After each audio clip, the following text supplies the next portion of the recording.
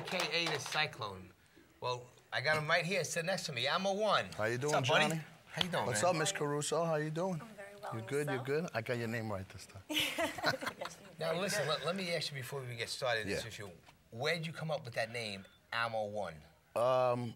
Actually, just started from playing basketball growing up.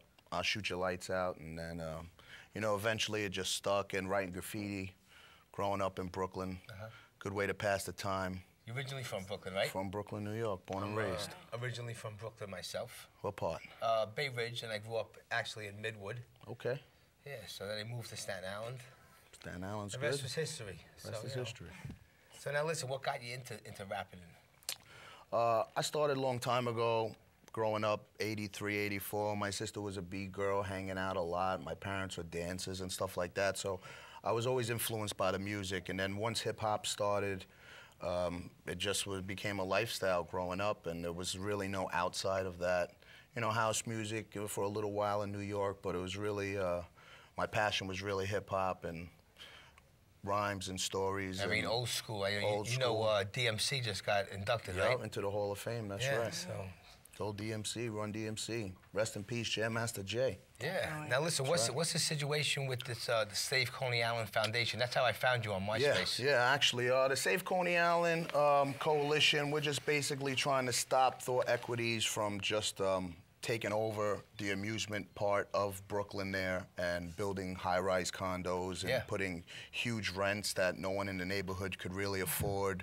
Come to summertime when it's 90 degrees and everybody wants to have a good time, a kid's birthday, something, whatever it may be, there's really no amusement in Brooklyn. You have to take a drive to Great Adventure. Yeah, of course. Pay $300 for your family. And I a lot of people I grew up in Coney Island ever since I was a kid. You know, that's an escape for a lot of us. A lot of people went there and grew up, had a lot of memories, whether it was first boyfriends, girlfriends, or first parties, or whatever it may be. It's just, it's got such a spirit to it, the area. Of course. And they're really trying to tear that out from under it. So we're just here to try to make a voice for the people and let them know that, you know, this is really all we got. And if you're going to tear it up, at least fix it and make it better for the next generation. A lot of the kids today didn't actually get to experience the old Coney Island. Right. I just got the tail end of it when I was a kid. Right. And they took a lot down. I mean, and there's a lot that needs to be restored, but they should have left Astroland, worked around it. Right. And they just put pressure on the landlords of the place to either pay these huge rents, $3–4 million to rent for the summer.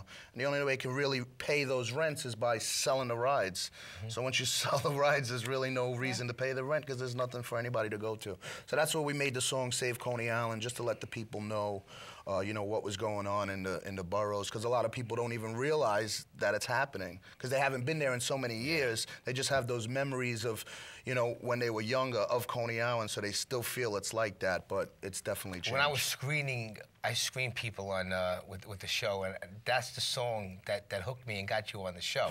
That was a sick song. All your other songs were off the hook, more gangster. This was more of a for the people, the song. Right. You know, that's like a radio song. But where could people get in touch with you if they have to find out where you're going to be, your shows? Yeah, you can catch me at you know, the MySpace /AMO15MH or Reverb Nation /AMO5MH. You can check YouTube, just Google 5MH on a search engine, 5MH or AMO1, and you can find out all links to my music, where I'm performing and stuff like that. Now, what about your new album, Food for Thought?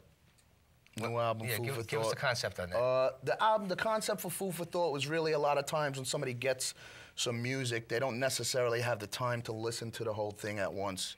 So the whole concept of Food for Thought was just a random situations throughout my life that you can take a little bit in for breakfast. In the afternoon, you might have a little bit for lunch, and then later on at night, when you have a drink and you're home from work, you can relax and listen to the dinner portion of the record. All right, well, good.